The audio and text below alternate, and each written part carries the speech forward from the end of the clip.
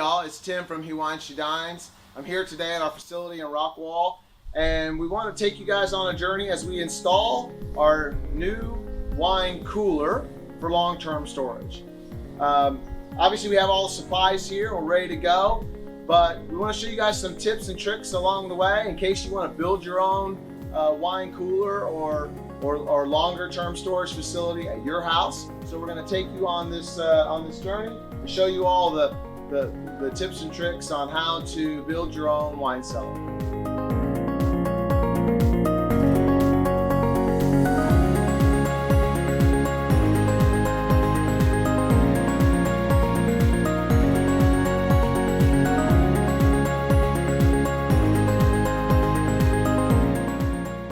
We're here at the facility, and as you can see, we're well into our project.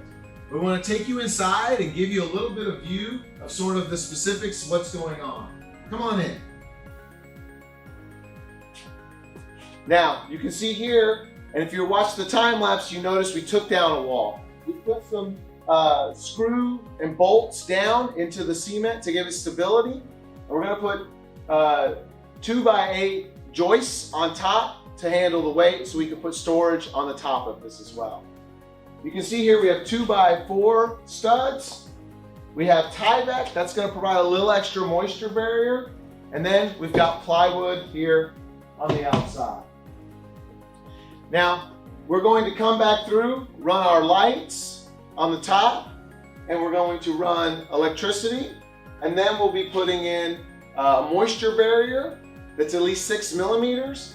Then we'll put insulation, and then we'll be putting plywood on top, and then we're going to finish it off with some pine.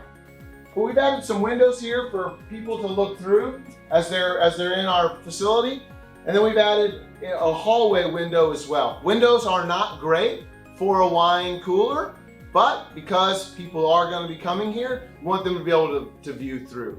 It's really important that you know that we'll be siliconing and fully sealing all of these windows as we put them in. That's a little update on the project. Now let's see what's next.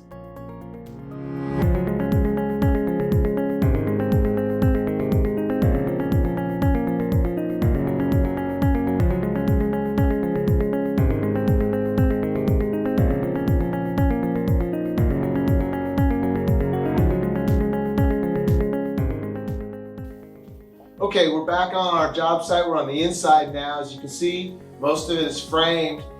But I want to call your attention out to a few things. First of all, this moisture barrier. So we've put a 6 millimeter moisture barrier, and then we've actually foamed inside of all of the joints so that there's no air leakage or humidity leakage possible.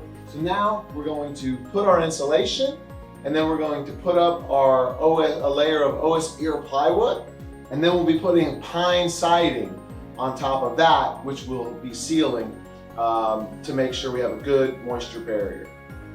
So I'm going to bring you to the back of the cellar really quickly, point out a few things.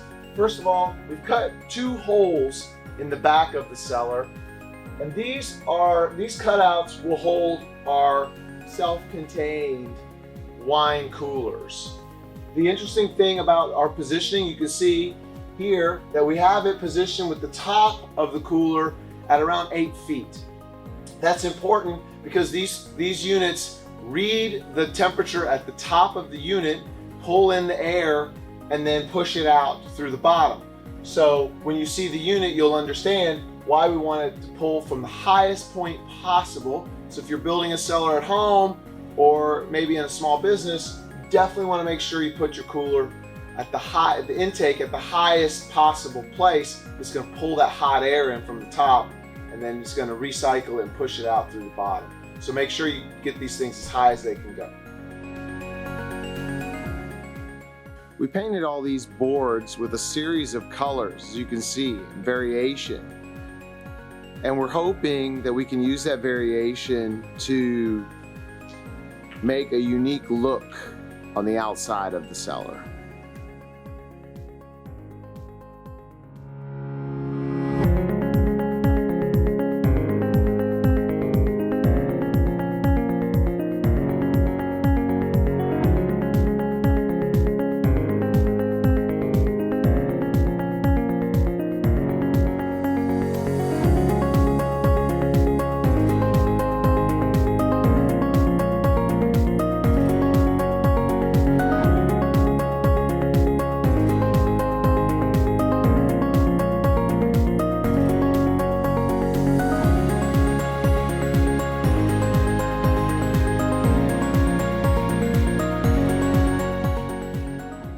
see that our cellar is completely done.